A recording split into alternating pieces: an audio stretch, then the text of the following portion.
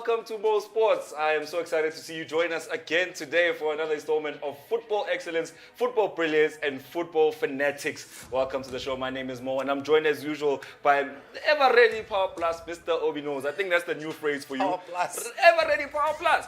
If you guys know how much this man goes through, you would understand why we call him the ever-ready Power Plus. But let's not get into that. If you are joining us for the very first time and you don't know how to watch the show, alternative from just watching us on channel 150 on your Open View decoder, you can join us on Facebook and on YouTube. It's as easy as just searching for Supa TV and then going to follow the page or subscribe to the channel on YouTube. It's your choice, really. But here is the Mo riddle, and it reads as follows today. It says, I'm the first South African footballer to play in Paraguay's top flight. I was signed by Sportive Laquino from Super Sports United in February of 2020. This is after I had a loan spell at Swallows. I have had the pleasure of playing alongside Santa Cruz and Emmanuel Adebayo, who are two players that are considered to be Man City legends. One is also an Arsenal legend. One also had his name spelled incorrectly there by Man City. He was Santa Cruz. But if you know who he is, the number is 071-621-4746. Send us your answer to the Mo riddle. Show us that you know the football as much as we think you do. OB.KNOWS, how are you doing? Thanks yourself, man. Are you ever ready? I'm ready. I'm ready. I'm ready. What should the people expect on today's show? Well, on today's show, we'll be talking about the news. What are the news that are currently hitting the football world? We'll also be talking about Euro football. Of course, a big shock taking place yesterday. Well, for me at least. I didn't expect Belgium to lose to Italy. But we'll talk a little bit about that a bit later on in the show. We'll also be taking a look at Egyptian football as Al Ahly have made way back into the league action. So let's kick it off with the news, shall we? And the first headline we have is Andre Silva has made way and he is joining RB Leipzig. Now, you do know Andre Silva was a player for Frankfurt, playing in the top division of the German football in the Bundesliga. And of course, they had a very good season. I mean, they just missed Champions League football by an inch. They are going to be playing next season in the Europa League. But we're talking about Andre Silva, a player who's been formidable in front of goal, overall scoring more than 30 goals throughout the season in all competitions. So we're talking about a striker here who has managed to resurrect himself. I mean, we've spoken about him quite a lot of times. I mean, we did say that AC Milan signed him from FC Porto a couple of years ago, and they expected a lot from him, but he wasn't ready to play at the top flight of European football, and we saw it in the Serie A. But eventually made a loan move, moving to Frankfurt, and Frankfurt made a permanent deal for him, and that's when he started to impress and show us exactly what he was all about. You know, why AC Milan had to buy for so much money at FC Porto, and finally, right now, he's making another big move for a team that will be playing also in Champions League football in RB Leipzig. So I'm very happy to see him making that move. I mean, RB Leipzig know him very well. I mean, last season he was quite impressive in the Bundesliga, only falling short behind Haaland and Robert Lewandowski in most of the stats. I mean, he was the shots on target. He was up there with the best of them. When Lewandowski was taking 100+ shots, he was also taking 100+ shots. In the goal-scoring rankings, he was in the top 3. So he's a player that stood out in the Bundesliga, if you ask me. And that's why the conversation today, I wanted to actually take it into a direction and say, why did Portugal not use this man? I mean, they really did waste him. You know, they really just let him chill on the bench. And for me, it really paints a picture of what we've been saying about national teams, that sometimes it's not about the form, it's about the consistency over the decade. I mean, we know you, we've been using you, and we're definitely going to keep using you. I mean, you look at Shaqiri sitting on the bench at Liverpool, but now he's a starter and he's the captain. You know, but let's not get carried away, because that's a Euro 2020 conversation. I see what player. Don't he's already talking about the Euros, man. Let's carry on. The biggest news. Yeah. Sergio Ramos is homeless, as we know at this point in time. He doesn't have a club because Real Madrid said, look, there has a whole squabble there. But now it looks like he's going to be on the move. And people are saying Man United. But it looks like the player himself said, Man United who?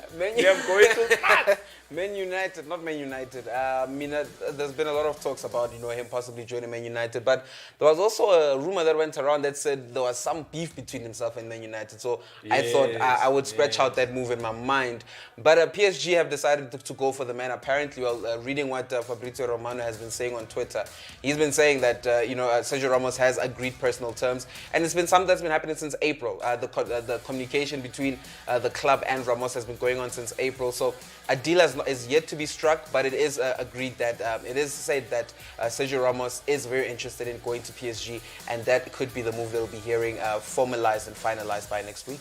You know, it's funny, when I read the article, they did say that the real Man United, despite the beef, did make an attempt to go for the defender, but he chose not to go there. He decided, no, I'll reject the contract. Don't forget that at this point, it's not Real Madrid that's rejecting the offer. He is personally rejecting the offer, and he's going now to Paris Saint-Germain. But the question is, why Paris Saint-Germain? I mean, I understand that they were in the Champions League final now, semi-finals for the past 2 seasons, but does he think that he can still get one more trophy? Okay, he can't guarantee 3 trophies just by getting the domestic treble, but do you think that he can get the coveted Champions League trophy and just continue his legacy of being a Champions League winner through and through? Looking at the signings that PSG are making this season, I mean, I'm excited to see what they can actually do. I mean, they're making sure at the back. I mean, they bring in Donnarumma in there, you know, to shore up a goalkeeping department, which is already, you know, it's got a Rolls Royce in there with Keylor Navas, but you bring another top-class goalkeeper.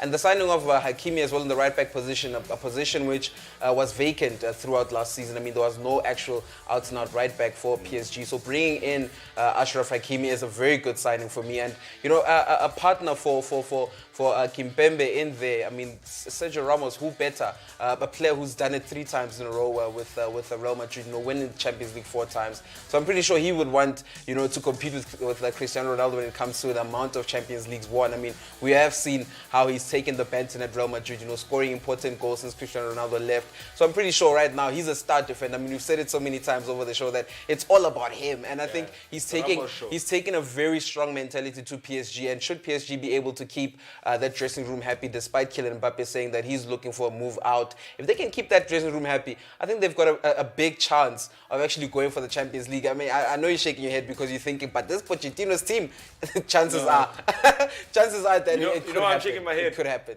I read a meme. Somebody was saying that Jurgen Klopp picked up the phone and said to Kylian Mbappe, "Yo, just lose that game, okay? Your price will go down. We'll be able to buy you and bring you to Liverpool. Just lose that game." Then he saw that penalty, like, let me just miss this penalty so I can leave and go to Anfield. But let's talk about Jose Mourinho because he's now arrived in Rome and he's not there for the cuisine or the fashion. He's there to coach AS Roma. So who knows? Are we excited about that move for him? Very excited. I mean, I know the fans of Roma are more excited than we are. You know, they were there to see his arrival. You know, like, are you talking about me? Yes, we're talking about you, Jose. You don't look at this. The context I'm getting in my head is like, oh, this is Roma.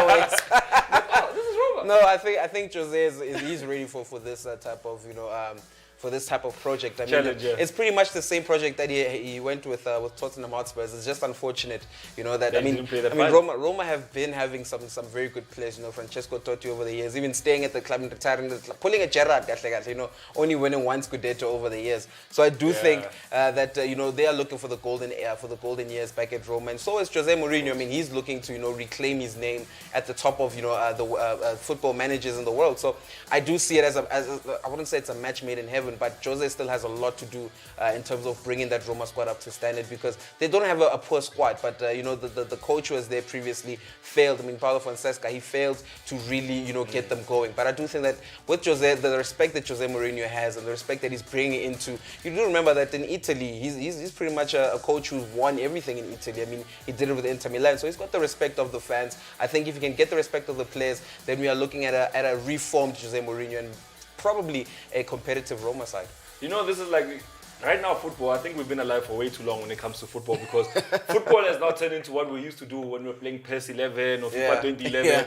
Now players we didn't expect to be moving to these clubs are moving to these clubs. I mean, who thought in their right mind that Sergio Ramos in 2021 would be moving to PSG and Roma would be coached by none other than Jose Mourinho? Like, these are things that we never thought would be possible. I mean, I thought maybe Jose Mourinho at this point, I even said on most sports, that the only proper alternative for him would go and coach a national team and see what he can do there, because domestically, what is he trying to do? He's done it all. He's really done it. I feel like his trophy case at this point, he's 25 and a half trophies.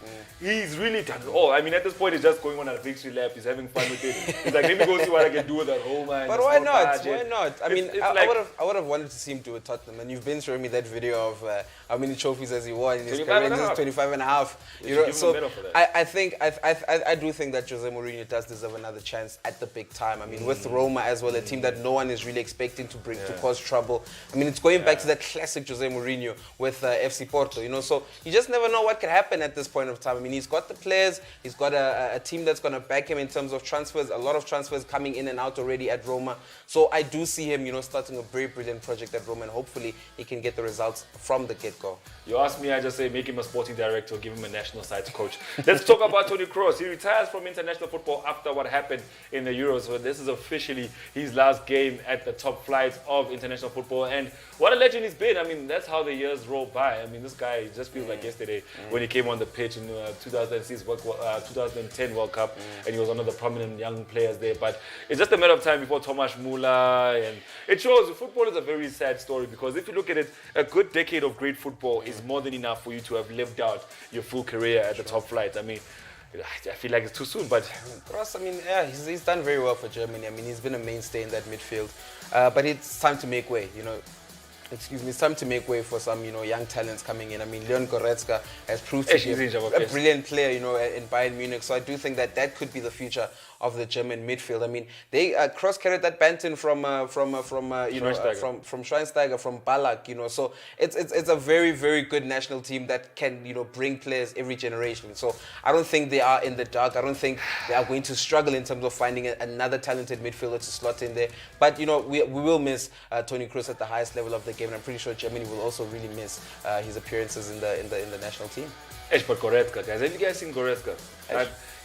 I'm not a fan of German midfielders. I won't say that the Rolls Royce of midfielders. I always feel like Italy or Spain can offer a lot more depth in that department. But looking at Goretzka, is like he's a complete midfielder. He'll score the goals when you need them. He'll make the tackles when you need them. He's not the fastest guy, but he's physical. He gets around. He gets the job done, and I think that's what Bayern Munich signed him for, because he gets the job done. He bullies you in that midfield, and before you know it, he pops up in spaces that you didn't expect him to pop up in. But let's move on. Let's talk about the Egyptian Premier League now. OB knows. Big news coming out of the Egyptian Premier League here, because Al Ahly failing to pick up all 3 points. So these 10 games in hand that they have, they're wasting them. It's a problem. They're wasting them. I mean, and Peter Musman actually had to come out. He had to come out and speak for his goalkeeper. I mean, his goalkeeper made a howler of a mistake, conceding a goal in the last minutes of the game, and it was the same mistake that Unai Simon made, for Spain in the Euros. So of course, his goalkeeper, his captain as well. Of course, someone that they trust. So he had to come out and protect his goalkeeper. Of course, saying that he's a great player, and of course these moments do happen. Like I said, immediately when I saw that mistake by Unai Simon, it reminded me of Senzo Mewa. So it happens to the best. It does happen to the best. It's just unfortunate that it happens at such a crucial time for Al Ahly, because now they're 7 games behind. But if they draw any other game, and if they win the rest of their games, they'll only be 1 point ahead of Zamalek. So if they don't win their next game, then already they are chasing Zamalek. So that is a very, very big talking point when it comes to Al Ahly. They could be just chasing Zamalek if they don't pick up a win in their next 7 games. It's a lot, because if they don't pick up these wins, they will be chasing and they will never catch Zamalek at this point in time, and Zamalek will be so happy to win the league. But maybe that Kaizer Chiefs in the finals of the CAF Champions League, it's got them in knots and crosses, because they don't know how they're going to handle that game. They're like, these guys beat Wydad, but it is what happens in world football. But let's take a break, and when we come back, the conversation will definitely have to continue, and we're going to be taking it to the Euro 2020.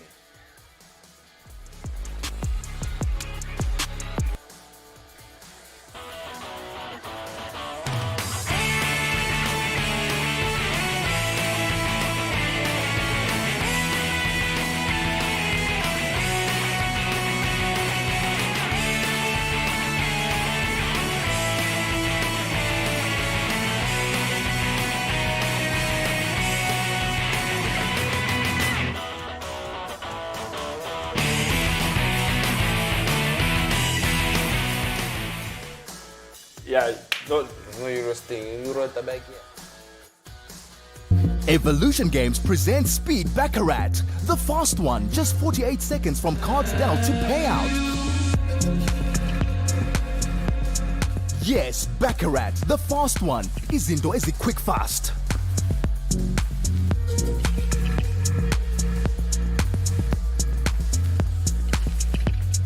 Watch us play Speed Baccarat on Supa TV channel 150 on OpenView, or SMS Supa TV to 30978 and play. Welcome back to Mo Sports. As you can see, OB was hiding his shame underneath the table just as you came onto the screen. OB, why are you hiding your shame under the table? What shame, bro? The best slip from yesterday. All right, before you get into it, welcome back to the show. My name is Mo, and this is OB.KNOWS, and we are tasked with bringing you all things football here on Mo Sports on channel 150 on your OpenView decoder. It's Supa TV powered by Supa Bets. Now, if you have a decoder, then you have luxury one way, just 150. You're on the Mo Sports. You can watch us. But if you don't have a decoder, you can always just go on your Facebook or you're on your YouTube and stream us from there. It's easier searching for Supa TV on those platforms, finding us, and then you can go within. But let me give you the Mo riddle before I get too ahead of myself. Well, here it is. First South African footballer to play at the top flight of Paraguay's leagues, and he is not just. He's not just a player because he's playing alongside Santa Cruz, he's playing alongside Adebayor there in South America. So if you know who he is, the number is 071-621-4746. Now don't forget to SMS Supa TV to 30978 while you add it. Now, Obi knows. Should we talk about your shame, or do you want to show the people what's happening in Egypt real quick before we talk about these Euros? Let's show the people what's happening in Egypt before we talk about my shame. Apparently it's my shame. I know, it's the shame, this one. You know, we'll talk about it just now. Let's just go see what's happening on the website with Egyptian football. Let's go, Obi knows. Let's go to statistics. Match info, statistics. I like this new look to the website. The black is so prominent. Soccer. Let's scroll down. Let's go find where is Egypt. We should have just said Egypt. There's Egypt. You pass Egypt, El Salvador. Yeah, there we go. There we go. See Premier League. And then let's go down. So there we go. As you can see, these are the leagues looking at the moment. Zamalek sitting on top with 27 games played and 61 points to their name. Now, Al Ahly are sitting on 20 games played. They only have basically 7 games in hand, they only have 42 points. That's 1 point behind Al Masri, who are sitting on 28 games played. So they have a long way to go if they're going to catch Zamalek. And Obino is saying, now these are 2 draws in a row, and in their last 4 games, they've only won 1 game. So it's a very troubling time for Al Ahly. They'll have to get their act together if they want to take advantage of what's happening in and around them in terms of the games in hand that they have. I mean, at this point, they're going to play Confederations next season. Obino's, let's scroll up. Click on soccer, please. Let's go to international. Is it not listening to you? So Yes. international. It was loading. Let's go to Euro Cup because that's what we're talking about now. So as you can see, these are how the quarterfinals are panning out right now. So we will show us basically what's been going on. So as you can see, Spain, Switzerland, full-time 1-1. Belgium and Italy, full-time 2-1. So let's put this away. Let's talk about what's going on in these games because it's our shame, really. Because when we made the best slip yesterday, we did say that Switzerland would beat Spain. Then he went on to say that it would be a draw between Belgium and Italy. But how close, bro? No, but what do you mean how close? How close was that? Well, what do you mean? It was Spain. Spain were closed. They were closed. They were closed. I thought they would have lost in the 90 minutes as well, bro. They were so close. Spain are poor, bro. Poor team. Poor team. If this team, let me not say anything, but they were poor. Say it. Your job, people are at home watching on their open video recorders to see you say things so they can go and say to their spouses, that OB is crazy. Say the thing. Trying to make me lose my job. Bro, Spain, for me, Spain, I did say defensively, they were in shambles. And for me, Switzerland would have punished them at any point of that game. Whether it was... if they didn't go a man down. But if they didn't go a man down, imagine, bro. Imagine. So my thing is, in the last few minutes of the game, especially in extra time as well, Switzerland kept on pushing. Switzerland did not rest. They brought in Mbabu, a change with I thought would happen. You know, a player that I've been saying that he plays very well on that right wing back position, brings in those crosses, and he did that exact thing that I expected him to do. Just unlucky in the last few minutes. I mean, Spain did manage to hold off the pressure of Switzerland, but I did think that the Swiss was so close to eliminating them. They were very close. I mean, we did say, before this game kicked off, that it is a tournament where reputations are not the biggest thing that's playing on the pitch. It's the teams, it's the players. And a lot of teams are believing in themselves more and more now. I mean, a lot of teams came into this Euro and we thought to ourselves, if it's France versus Switzerland, it's France. You know what I mean? If it's Belgium versus Mamang, it's Belgium. But we're starting to learn that that's not the case. I mean, Portugal, France, Germany, all casualties of that very same thing. Hungary beating, it's been a tournament where the underdog has been the favorite. And funny enough, even in this game, Xherdan Shaqiri now scoring in the 68th minute, Obi knows. What do you have to say about this man? He's come alive in this tournament. I'm happy he's come alive. You know why? Liverpool must sell now. That's all I'm saying. Liverpool must sell. I mean, everyone has seen that Xherdan Shaqiri, he's still a player who has some very good capabilities. Got legs. He's got legs. I mean, he might be like 28, 29, but he's still within. He can still do a couple of good jobs if you put him in a team, where he can actually be the star player as well. Young and Stoke City vibe, but I don't think the EPL would be where he wants to see himself anymore. I think he would look for a different adventure. I mean, he's played for a team that's been relegated. He's played for champions as well. So what more do you want? You don't want to be in the mid-table side. So I do think that Xherdan Shaqiri might be looking for a move outside of the EPL, but it's about time that he makes that move. All right, let's just go to the website before we look at the goalkeeper from Switzerland who had such a stellar game. So let's go to the website and look at the match stats and see what they have to tell us about this game. Let's go in, OB.KNOWS.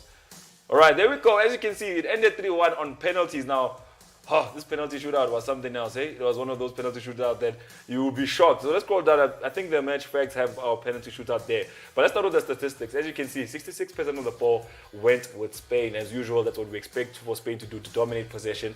They dominated the goal attempts. They dominated the shots on target. They dominated the shots off target as well. They also dominated the corners, getting 13 corners. 19 free kicks is what they got. They got 2 offsides. Switzerland dominating on that side. So Switzerland trying to get a little bit more penetration past that last line of defense. Goal kicks, Switzerland had more goal kicks in there. But let's go down. OB.KNOWS, 1 yellow card for Spain, while there was 2 for Switzerland, including 1 red card. Let's go down and see how many fouls were given. Switzerland giving just 1 more foul than Spain, sitting on 15 and 14. So let's go down, OB.KNOWS. All the way down, let's go look at the lineups, because the lineups are also a big talking point in this game. So as you can see, Jan Sommer, the goalkeeper, was in action in this game. And looking at the 2 lineups, you can see that Spain came with a full-fledged side. They had Emmerich Laporte in there, Azpilicueta, Pau Torres, Jordi Alba in that defense. They had Koke, Busquets, and Pedri in the midfield, with Ferran Torres, Morata, and Sarabia making up that front 3 for this team. And you're looking at a team that a lot of star-studded players on both sides, a lot of players that are well known in terms of world football, but not all of them playing throughout the game. I mean, Alvaro Morata leaving the pitch in the 54th minute, OB.KNOWS would have been very excited about that one. So let's go to the other side. Let's go see what happened. As you can see, same thing on the other side. I mean, we see a couple of familiar names, Zuba, Shaqiri, Seferovic, and Bolo, some really key names there, but no Granit Xhaka, which meant that Shaqiri had to take up the captain's armband, only lasting on the pitch for 81 minutes and getting himself a goal in the process. So let's put the upside away. Let's talk about Jan Sommer. In this game, this goalkeeper, he went a long way. Oh no, in this tournament, my guy. He went a long way. Yeah, he went a long way. This tournament, I think he's been very good for Switzerland. One of the reasons why they made it this far. I mean, you look at the saves he pulled off yesterday. There was a chance by Morata, which I thought Morata should have done a lot better. But credit has to be given to the goalkeeper. I mean, being at the right place at the right time to make such saves. Whether it bumps you, I mean, we said the same thing about Akpe, you know, in the CAF Champions League. It hit him on the chest. It hit him on the chest. It was just you have to be in the right position, you know, and that's all about goal. That's what goalkeeping is all about. It's not only about, you know, throwing yourself at the ball. It's about being at the right place at the right time. And Jan Sommer has proved that he could be a brilliant goalkeeper. I mean, it's just that age is no more on his side. Of course, he's in his early 30s, and that's pretty much a prime as a goalkeeper, you know. But I do think that he gave a brilliant performance. And if I was to give a top 3 of the goalkeepers who have played well in this tournament, he's definitely in there, along with Donnarumma and Jordan Pickford. I mean, Pickford hasn't conceded a single goal so far this season in this Euro. So I do think those are the 3 goalkeepers who have been outstanding for me throughout this whole campaign. All right, let's talk about Belgium and Italy now. These are 2 sides that were let me put it the right way, because a lot of people at home are like, but Mo, you can't just come out and say that. I hear you. So I'm gonna put it the right way. This is how I'm gonna put it. When the group of death got knocked out, I'm talking about Germany, Portugal, and France, people needed new favorites. People needed some new teams that can say, these guys are going to win this tournament. OB.KNOWS even going as far as to say the winner of the tournament will come from this specific fixture, which was Belgium versus Italy. Now, a lot of us were homeless after our group of death was gone. So now, the favorites are either Belgium, Italy, England, Spain.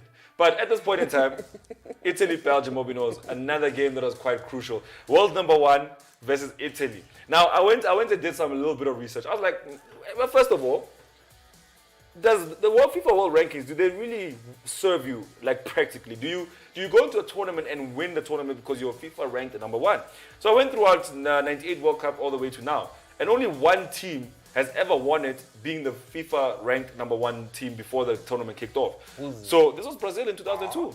Everybody else was second. In fact, France was 7th when they won it in 98. They were sitting 7th. And look at Spain. Spain was sitting all the way. Spain was 2nd by the time that the tournament kicked off, because they had won the Euro, so they were 2nd. And when France won it just recently, they were 2nd as well. And all this time, FIFA rankings have not determined any tournaments. I mean, looking at, let me not say that, but they have not determined the FIFA World Cup per se. So the world number 1 ranking team now has been knocked out by Italy. Do you know what will determine whether they are successful or not? Wait, hold on. Before you say that, let's put up Martinez's stats because I have a feeling that it has something to do with that. We don't have the stats. You see, even his stats are absent. That's how he is, bro. This guy, how do you give your golden era to this man, dog? This man, Roberto Martinez, bro. This is a guy who he's won a trophy, one trophy his whole career with Wigan Athletic. If you do know that FA Cup, that FA Cup trophy, that was the same season that Wigan were going down. They got relegated that season. So he won a trophy with a team that was going down. Right? A team that he served for about 3 seasons. So it was not like he came mid-season and performed a miracle and, things happen. What basis do they have to give this guy golden era? He failed at Everton. He failed at Wigan Athletic. What more do you want from this guy, dog? And you give him Thierry Henry. Thierry, okay, sharp. You can give him striker coach. Lukaku did well this tournament. Sharp. What else can you give that man? That man is not a good coach himself. I mean, he didn't do well at Monaco. He's not doing all too great in the USA right now. But you're making him sit next to Roberto Martinez, who has a coaching experience, who has winning experience between them two. That's how Big Rom lost this competition, boy. Someone asked why we took an early break. Do you understand now? When it comes to Roberto Martinez, we need to buy this man the whole day because he's so touched. But Obi knows, who's Duku? Boy, Jeremy Doku. You so see, my question is it Doku or is it Duku? It's Doku. Duku. Doku Makai. So you see, my thing is with what I've realized about Belgium is that they play in the formation they've been given. I play, boys, and they play. They're not coached, those boys. They're not coached. And Jeremy Doku proved it yesterday. I mean, he was brilliant. He currently plays, you can see the graphic at the back, he currently plays for Rennes. Of course, Rennes, they had a brilliant season 2 seasons ago, making it into the Champions League, but not having quite a great season, in the previous season. So it's just unfortunate, but he proved that he could be a brilliant player. I mean, I did say in the last 2 games, playing Eden Hazard, my guy, you're just forcing that guy. Look at the talent that we saw yesterday. Had you done that maybe, a game ago, maybe this guy would have gained a lot more confidence, would have done something different for you, in the past few games. You just never know. But because you're trying to force an injured player into that position. See, but that's the thing about Belgium at this moment in time. We spoke about this yesterday. We spoke about this since the Euro started. In length, we even made mention of Argentina. When you have a star-studded side, it's always hard for you to coach as a coach because now the fans are saying, I was watching the game yesterday and as it was kicking off, all the commentators could talk about how happy are they to have their number 7 back in the side.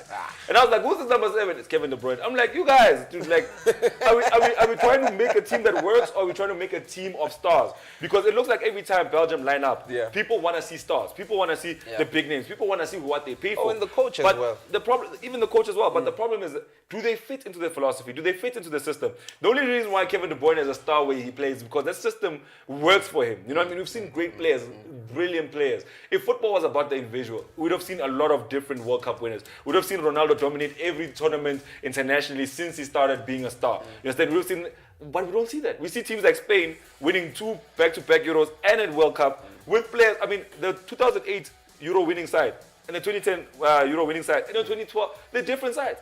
In 2012, they had Fabregas as a striker. In 2010, they had David Villa as a striker. In 2008, they had Torres as a striker. In the midfield, in 2008, they didn't have Xabi Alonso in there. Understand? They put Xabi Alonso in the 2010 one. They had Busquets prominently in the. You see what I'm saying? Like, a good coach knows when players can't complement each other. Not when someone's a big name, we need to play him. Speaking of which, let's go to the website. Let me show you the lineup. Because Obi knows might just blow a gasket if I don't do this. He'll be like, why did we not show them the lineup? Show them what we're talking about. Let's go, Obi knows. And that's what Italy have over Belgium. They're playing as a team. There's no big names. There's no we need to play you because you're a big name. They're playing a team that works. Boy, who's this, boy? Wait, hold on. Hold on. Now, I just want you to bear with me for a second. Looking at this lineup, Thibaut Courtois is at Real Madrid at this moment in time. Fine, we'll give it to them. But, look, don't get me started on him. Alderweireld, Vermeulen, Vertonghen. That defense has been like that since they started saying that they're in a golden era. Since the beginning of this golden era, these guys have been this defense. The only difference is that back then, Toby Alderweireld was stepping aside for Vincent Kompany. And then looking into that midfield, Thomas Meunier, Axel Witsel. I mean, Axel Witsel, before I even knew where he played, I knew he was a Belgian player. Telemans is the only new addition that you can find in this lineup. Torgan Hazard has been there. I mean, even when he was still whack, and we're looking at Aiden, he was still in that team. And then if you look at for Kevin De Bruyne and Lukaku, they've been in the side for the longest time. Doku being a new addition to the side, giving you a different feel and a different look of the side. But if you look at the bench, the problem with Belgium is not that 11. Look at the bench. Look at the bench. You have Batshuayi in there, you have Benteke in here. You're not telling me that out of the whole Belgium First Division, there's no one who can strike better than Benteke. Someone that Obi knows expressed that this guy, look at this guy's numbers. At Crystal Palace. But you're still taking Benteke to a tournament of this nature. Dries Mertens on the bench. And he's a star where he plays. He's a week in, week out goal scorer where he plays. I mean, Pratt is also in there. Where's Nessa Chatlet playing at this moment in time? Yannick Carrasco, like you're looking at this side, you're like, where's the depth? I understand there's an 11, but where's the depth? If every time when this team lines up, let's put the side away, every time this team lines up, we get excited about 2 injured players playing. That's where Belgium was in this tournament. Yeah. Every time we want to talk about Belgium, oh, Eden Hazard is available, oh, Kevin De Bruyne is available. But the question is, can these guys work together? They've proved they can't. Yeah, I think it's more of, well, it's the coaching, boy. Trust me. Is it the coach? Boy, it's the coaching, boy. This coach. How do you start Thomas Vermeulen, boy? This guy's been out of his prime for like 5-6 years. That whole back three. He's, boy, okay, no, now at least the Vertonghen's playing at Benfica. We know week in and week out, Superman vibes. Alderweireld is playing in the EPL, had not the greatest of seasons. That's the thing, Obi knows. But all I'm saying, boy, it's a world-class side, but guys, let's take a break. In fact, this conversation will never end. We need to continue and talk about the fixtures. Let's take a break. You're locked into Super TV. Only on OpenView, channel 150.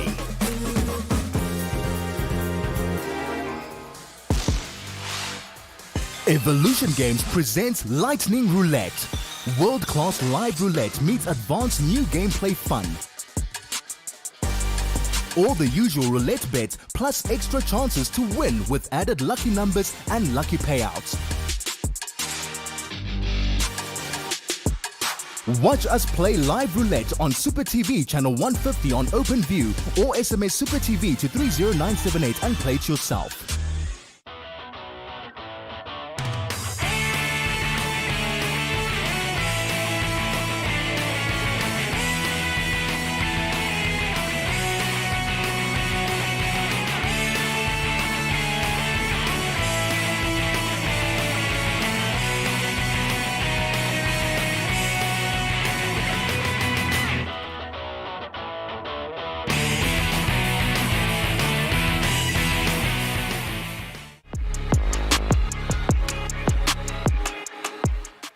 Welcome back to Mo Sports. Now, it's time for us to talk about the fixtures that are coming up in these Euros. And now we'll be seeing a lot of teams that are doing what we call reaching. You would think they wouldn't make it this far, but they've definitely made it this far. Welcome back to the show. My name is Mo. This is OB.KNOWS, and we're doing all things sports today, talking about football, that is. Let me give you the Mo riddle, and then we'll get straight into the conversation. Because if you just joined us, you missed out on local chats. We talked about the news. We talked about what happened in Egypt, and we went straight into the Euros. But this is how the Mo riddle reads today.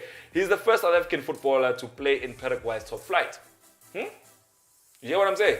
He signed for a team in Paraguay after playing for Supa Sports United. In that time, he was on loan at Swallows, and now he's teammates with Santa Cruz, who used to play for Manchester City, and Emmanuel Adebayor, who I thought was retired. I mean, judging by his Instagram, I thought this man was living his best life in Togo, but clearly still playing football.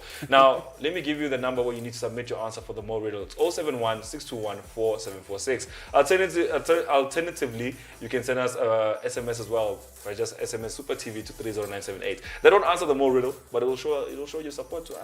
But Obi knows. Let's carry on with the Euros. I saw you were touched about that Belgium chat. Boy, I am, boy. Don't you think that Mourinho, when he left, I just want to please leave my coach at Roma. Let me just say though. Don't you think that Mourinho, when he left Man United, don't you think if he went to coach a Belgium, boy, it'd be a different Belgium right now? Definitely. You know what I'm saying? Because he wasn't gonna buy face. He was gonna say Benteke who? I was not gonna buy face. I'm bringing Benteke, yeah. That man was not gonna buy face, boy. Imagine you're Origi, won the Champions League and a league title, and you get told you're not going to Euro 2020. But me, I told you Origi's pop, boy. This season he's been offline, boy. That's like us. That's like us comparing Pap with Pap. Like that's No, literally. your father. This is like literally taking pop and saying this pop is fluffier. You know what I mean? Like this pop is the one. It has salt in it. Like Which one is Like, the one that has salt in it? like you know what I'm saying? It's Origi. You know, all those guys were not supposed to be there anyway. But you see that Origi has less game time, dude. Benteke is been. Nah, it's not, man. Benteke is there, Are boy, you- every are week you- pushing Bruno out of the way. He's pushing. His job is to push people out the way. Like he's pushing you out the way. I feel like at this point, if I was a defender, I'd let as a defender. Let me tell you something. As a centre back, we do this a lot.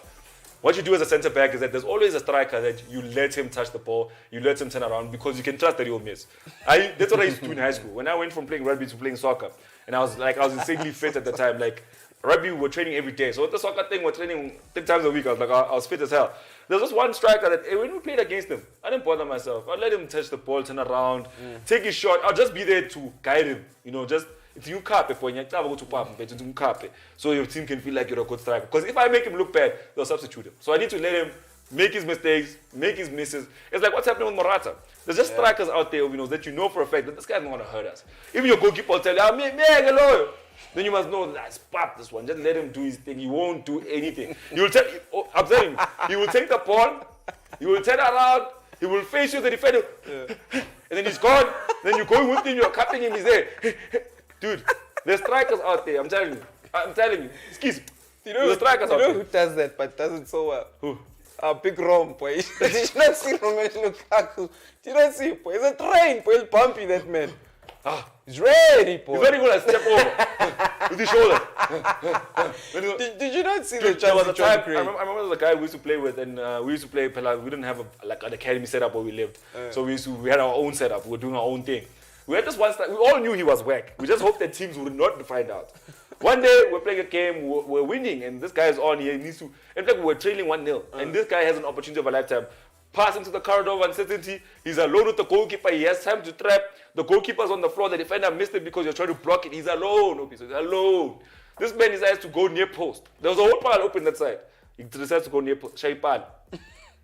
After that, Shaipan, we all looked at him, don't forget, we're all the same age, there's no coach there, we're all the same age. This is the one guy with just Temba him, his name is Temba. But he was like, I'm don't say that, I'm Melapu, we benched that guy, dude. We're like, no more, boy. You must play other positions, play a wing or something, because Ipala only has in fit. We get those. That's Benteke. We get those. That's speechless for Benteke. That's Benteke. If I was marking Benteke, I'll let him turn around. I'll let him do his thing. I know people are watching at home, they're like, why is he going on and on? I'll let him do his thing. But let's talk about the Czech Republic, OB.KNOWS. Yeah. Let's move on from what's happening elsewhere. Let's talk about this game. Denmark, Czech Republic, who are you going with? Tough one, eh? A very tough one. I've been more impressed with the style of play that Denmark has given. I think Czech Republic have also, they've done enough to get where they are. I mean, they've managed to use their stars, and we spoke about them at the beginning of the season. And I did say that one team in Czech Republic that has played a brilliant role, a big role in making sure that the national team has such type of players is Slavia Prague. And Slavia Prague has been playing in the Champions League for the past few seasons, and they've done pretty well for themselves. And they are the same team that have given the likes of Thomas Souček, they've given the likes of Sofian Kufal on the right hand side of the midfield, of the defense rather. So they got so many players that they've given to this national team that when that team is performing well, the national team is going to do well, and that's what we've been seeing with the Czech Republic. But looking on the other side, Denmark have got a star-studded side. I mean, of course, a lot of people might not know the players, but if you look at the names of these players, the names that you see week in and week out in the biggest leagues in the world. I mean, the EPL, most of the players that are in the squad actually play in the EPL. So I think they've got a brilliant squad in Denmark, and I do think that at this point they are fancying their chances very big when they're coming up against the Czech Republic tomorrow. So when talking about the Czech Republic, I mean, we're talking about a team that it never hit me until this moment that the Czech Republic as a football fraternity is quite young. Yeah. Because of the Czechoslovakia. Yeah. I remember Stankovic. I think Stankovic played for both Slovakia and the Czech Republic because only was Stankovic? We'll find out if it was Stankovic. But only in the 1990s did the Czech Republic and Slovakia become their own fraternities. And since then, their first competitive game was Euro qualifier in 1996. Yeah. Okay. Imagine, only just now. Like that's. This is a young fraternity. I think this is like a good stride for them. It's new history. It is. It is. I mean, it's a team that has had a couple of mentionable names here and there, but they're not a team that have been very prominent in terms of big competition football. And I think that's why a lot of people might not know a lot about Czech Republic at this point. But to say the least, I mean, this campaign that they've had shows you so much about what the team is all about. They've got so much fight in them. I mean, if you can name a notable player from this team or two notable players, you can name Petr Cech, you can name Tomáš Rosický, you can Pavel Nedved, There's so many players that they've had over the years. They just couldn't get a golden era. And I think this team they that had they them have at right different now, times. Because even Czech, Peter Cech of the Czech Republic, he had 124 caps, if I'm not mistaken. Let me just confirm that 124 caps during his playing career. But the Czech Republic, I feel like it's a case study. You need to go really study out what happened as a fraternity. I mean, they're quite young, and only in the 2000s did they manage to win all their qualifying games for the Euros. And then go into the Euros, and they were put in the group of death. They had France, they had Denmark, they had Netherlands. So it's not the first time these two sides have met each other, and it's not going to be the last time, actually. So with that being said, we have to talk about the biggest game of the day. Let's go see what this biggest game is by going to check it out on the website. Let's go do a head-to-head between England and the Ukraine, because if you are never ready, you are ready now. Let's go see. So England versus Ukraine, this is the game of now. A very, very interesting picture here that's been painted, because I remember when England beat Germany, everybody was saying that England has the easier path to the final. They have to beat Ukraine, then they'll either have to face Denmark or they'll have to but it's an easy path. But looking at it right now, since the year 2004, these teams have met 6 times. So we're seeing a trend here with international competitions. It's always around 6 games they've played, and then basically from the year. So as you can see, this is how it's looking. 92% of the form going England's way. They've been just killing everybody. I mean, one draw in their last 6. They look like a team that's unstoppable. They finished their group stage with 7 points. As you can see, England haven't lost in their last 10 games. So England is on a run right now. Let's put it away. Let's talk about England versus the Ukraine. So do you think that England have an easy path to the finals? Or do you think that maybe it's going to be a little bit challenging? Like teams like we did say that this tournament has shown that the underdog, for some reason, just comes alive in these kind of games. Look, Ukraine are definitely fancying their chances. They're not coming here scared of England. I mean, they're coming here knowing that, firstly, we're not playing in Wembley, so England don't have the overall majority of the supporters. It's one thing that, of course, Andriy Shevchenko's also said, in his press conferences, that he wishes they had a lot more support across, all the competition. We'll come to that a bit later on, but I think Ukraine have a squad that could trouble England. I mean, the likes of Yarmolenko. I know that these are the type of players that will want to showcase why they're actually playing in the Premier League. Why they are such looked at, iconic names. Yeah, and then Zinchenko's also in there in this team. I mean, he's a utility player. He's playing defensive midfield. The last game he played in the left back position. So he's that player that you can always depend on. And he was very troublesome on the left of that midfield, because we know what he does when he's at Manchester City. He goes up that flank, and that's the same exact thing he's been doing at the Ukraine. So I do think that when it comes to the Ukraine, they have a factor about them that could just scare England a bit. But I do think that England will be coming into this game determined to win. Well, as you can see on your screen right there, that's Andriy Shevchenko, one of the coaches for these two sides. I mean, he's a legend of the side, so he has to be the coach. Obviously, when you're picking a coach, you have to think about a legend. And England was like, out of all the legends we've ever had, the right man for the job is Gareth Southgate. If you don't know what Gareth Southgate looks like, I think we can show the people that don't Gareth Southgate. We can. Yeah, let's show it. This is the guy. Last Euro in the World Cup was very interesting, because there was a guy who was a lookalike with this man, and he would go to the English games and just dress like this and then go there. I'm wondering, like, are these guys WhatsApping each other like, I'm gonna wear what do you call this coat? I almost said a dust coat. Boy, it's a vest. It's not a vest. What do you mean it's a vest? It's not a cardigan, boy. I was thinking of cardigan, but I think cardigan has sleeves. It's a vest coat. No, cardigan doesn't have. It's a vest coat, Obinos. Boy. All right. Obinos grew up in Makaya. Get to the piece and fit.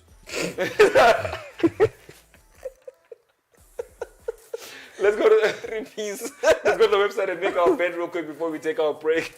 Get 3 piece in chat. Let's go. It's a 3 piece in fact. Get 3 piece. It's just that he doesn't have the decency to wear the coat. What's up, Barat? Where's the one no ITD? Let's go to UEFA Euro. Hey, one no ITD lo. Okay, quickly. Yeah, Italy's playing semi-final. That's hot. Czech Republic, Denmark. Let's put everything on draw. Everything's gonna go to. Give England's win in 90 minutes. Boy. England's win in 90 minutes. I think Denmark, Czech Republic. You gonna give it to Denmark? I'm giving it straight to Denmark. All right, give it to Denmark straight there in $1.11. It's fine. Let's put. So you don't wanna bet on this one? No. Wait. Italy's going through there, but let's chill. Okay. Let's chill. Italy's going through. There's you no already way. know. Spain with their 1 goal every 90 minutes, not gonna work. What? Spain are the first team to score 5 goals back to back. But you have to score 3 goals if you're in trouble, and then wait for Morata to go after 90 minutes. No, let's take a break because right now this chat about Spain scoring goals is making me. We'll be right back. You are watching Supa TV, Open View, channel 150.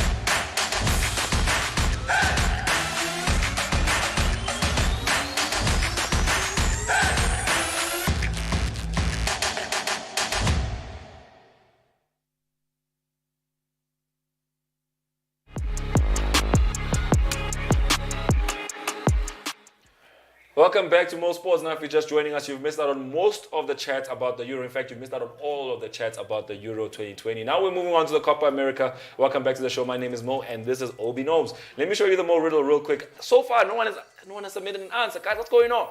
You don't know this iconic player. He's the first South African to play in Paraguay's top flight.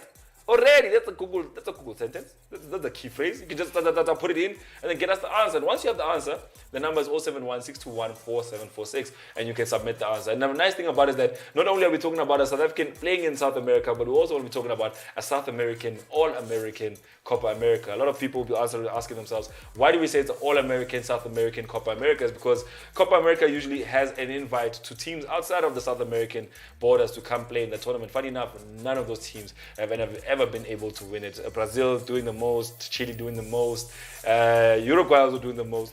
For some reason, Argentina not doing the most. But let's go in and let's talk about this game. What we know is the notable game is the 1-0 win against Chile for Brazil. Very big game. Alexis Sanchez in there, Vidal was in there. Yeah. Very crucial game. I mean, they started with Firmino, they started off with Gabriel Jesus. They had all these key players, but let's talk about this game. I know you're going to talk about the goal, so go ahead. I'm going to start off by saying, see this man over here? Neymar! He's lifting this trophy again. That's all I'm going to say. He's lifting this trophy again, and because Brazil just know how to win games. They got a red card, 10 men down majority of that game. Gabriel Jesus picking it up. Who got that red card? Gabriel Jesus! Okay, wait, we'll talk about that because I know who got the red card, but let's talk about the goal. Lucas Paqueta. That's my boy. Do you see the inside connecting play for that goal, like the touches? They look like they were FIFA Street. My thing is, that's always been Brazil, the flair, my guy. You need it, you know what I'm saying? And this is what Paqueta gave AC Milan. And then AC Milan decided to keep Çalhanoğlu because he can kick a good free kick. And they let this man go to Lyon, where he's been brilliant for Lyon. Winning the league. From that midfield, no. Lyon did not win the league. Lille won the league. But Lyon, you know what I'm saying? We're 5-2 last season. But 5-2, very close. You know what I'm saying? But what he gives you, Paqueta, is that he's a very, very good ball carrier. Whether you like it or not, he can get that ball from deep in the midfield and carry into the final third. And look at the players surrounding him. You've got Neymar, you've got the likes of Jesus, you've got Firmino up front. You've got so many players that you can, get the ball to. And at Lyon, he had some very good company. He had Tino Kadewere, he had Toko Ekambi, he had as well as Memphis Depay. So I think he's surrounded by very good characters. And the way he plays, it just complements all those good players around him. So I'm very impressed with him. I mean, he got the goal, the winning goal, the most important goal in this entire campaign for Brazil. I mean, yes, the draw, they picked up a draw in the last game, showing that, they've got some frailties here and there.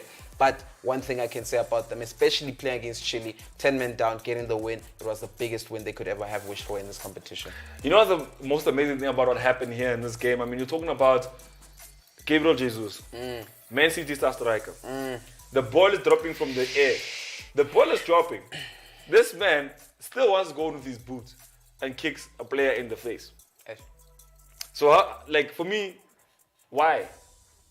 I understand that, I understand the ball was coming over his shoulder and he was looking at the ball. But every footballer knows that you don't do that. If the ball's that high, you don't stick out your foot and try to get it, especially that high, because if you're kicking someone on the face, that means you jump to get this ball down. And getting that ball down from the air, doing that jump, you're not even facing your own goal. You're not under pressure. You're at the touchline, you're in your own half. Why did you need to do? Even Neymar was like, Marenza Lentwan. Because for me, that whole moment, I mean, for me, as much as a lot of people say he's a striker, he didn't know better, I will say he deserves the red card because he was not in a very dangerous position. He was not under pressure to get the ball down. His team was leading. He didn't need to be so... Childish. Yeah, he was very childish. Childish, really. He was very childish. It's those characters that you actually see from him when he's at Manchester City as well. I mean, he's very childish. I mean, he's still... I think had he had a lot more game time, by his age, he would have been a lot more matured. And I think the player that he was by the age of 18 when he signed for Manchester City and to the player he is today, there's not a big difference. He's the same player. You know, he's the same player. He's not gotten any better. He's not changed his football. He's not matured as a footballer. I mean, you look at the players around him. You look at how Neymar has matured. Neymar is not dribbling for fun no more. If Neymar can see an opportunity to shoot, he takes it. If he sees an opportunity to pass, he passes it. You look at the players playing around. I mean, looking at Firmino, looking at Neymar, looking at Fred, Fabinho, all those players have matured. Brazil play a matured kind of football. The thing that makes Brazil so dangerous, a team with so much structure and so much flair can hurt you at any second. True. And you see that with Brazil. They have so much structure. They have disciplined players in the midfield. They have disciplined strikers. I mean, the way they were playing in the first half, you could see Firmino being that number 9 with all of these creative players behind him. And once that didn't work, they swapped around and Neymar was the man in front and he was playing the creative position. So you're looking at a teim that has options. You're talking about a team that has flair but has structure. And he's still doing things. I mean, he was out of position to be fair. What was he doing there? I mean, one thing I'll say that he started off the right. He didn't start off, up top, and I think that's not a position that he thrives in the most. Especially, he's that guy who wants to be your number 9. I mean, if you look at this, like I was saying, like when I first saw Gabriel Jesus, I saw Ronaldo number 9, Nazario. That's what I saw when I looked at this young man. Pace, flair, you know what I'm saying? Skill. And for his age at the time, it was just unbelievable to watch. But I think right now he's not improved at all, and I do blame Manchester City. I do blame Pep Guardiola for that. I think if they were not keen on making him their main striker in the first 2 seasons, why did they sign him? In fact, why not let him go on loan as well? I mean, yes, you want to keep him. He's a great striker. He's showing great potential. Loan him out. Let him get better. Right now, you've wasted a player. I think he's been wasted, and he needs a resurrection, something that's happening to Andre Silva. And I think for the fact that he didn't make it in the EPL, where do a lot of English players make it when they leave the English Premier League? It's German football, so maybe he should be looking for an alternative option and possibly head himself to Germany. It's a question that we need to ask ourselves. I mean, when you think about Ronaldo's story is iconic because when he moved to Manchester United, his agent made it sure that in his contract it's written in pen and in black and white that this guy will get X amount of games per season. Developed him into one of the greatest players in world football. For him to have gone to basically play for a team like as big as Manchester City and not possibly have that in his contract, I think that's why he might be suffering. But let's give you the answer to the more riddle before we let the show come to an end. So the answer to the more riddle today is Bradley Norman. I don't think you know who he is. Someone says Buso Zuma. Someone says Buso Zuma. Oh my God. Oh guys, the answer to the more riddle is Bradley Norman. Let's see if we can show you a picture of him. He's a goalkeeper. He's playing in South America at this moment. He only left in 2020. He was born in 1996, so he's still 25, 26 at this point in time. But his agent as well. Paraguay. Obi knows. Paraguay. Why Paraguay? I mean, bro. But he's playing he's playing alongside Santa Cruz and Adebayo. But how old are those guys now? Those guys are 47, 48. And you know Adebayo's choice in cars is quite questionable. When talking about it, have you seen his car collection? I know he has a car collection. Have you seen his cars? None of his cars look stock. None of his cars. Oh yes. None of his cars look stock. It's like aftermarket one way. Reminds me of Jibril Cisse. Have you seen Jibril Cisse's cars? Yeah, no. Those are two guys in world football that are very iconic and very questionable when it comes to taste. Thank you for joining us here on Mo Sports. We'll see you again tomorrow at 2 p.m. Make sure you don't miss that time slot. You can join us on Facebook or on YouTube, but for now, we're on channel 150 on your OpenView decoder. It's Supa TV, powered by Super Bets.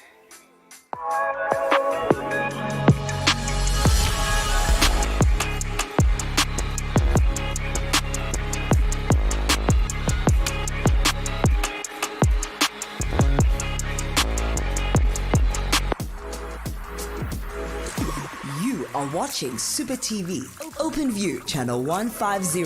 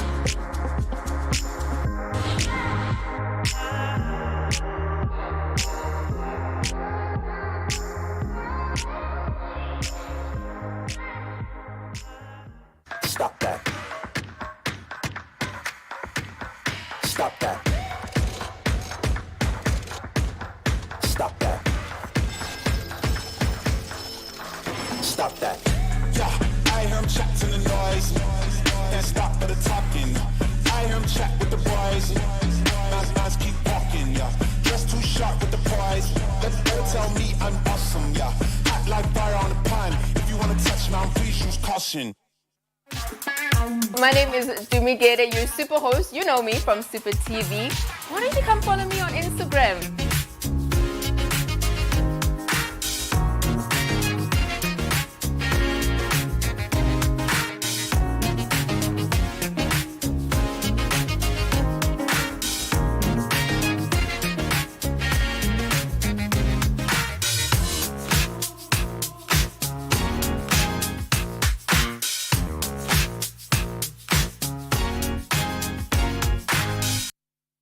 Evolution Games presents Speed Baccarat, the fast one, just 48 seconds from cards dealt to payout. Yes, Baccarat, the fast one, izinto quick fast.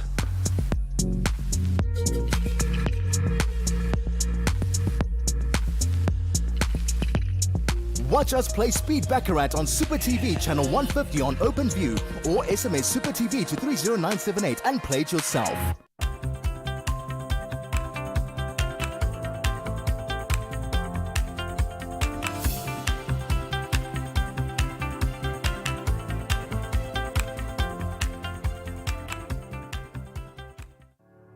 In the beginning, there was Super Bets.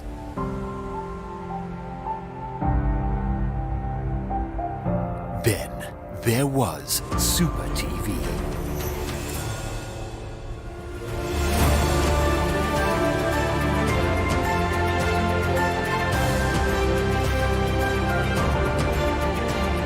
Your inside edge, your gaming guide, your place to play. Supa TV, OpenView, channel 150.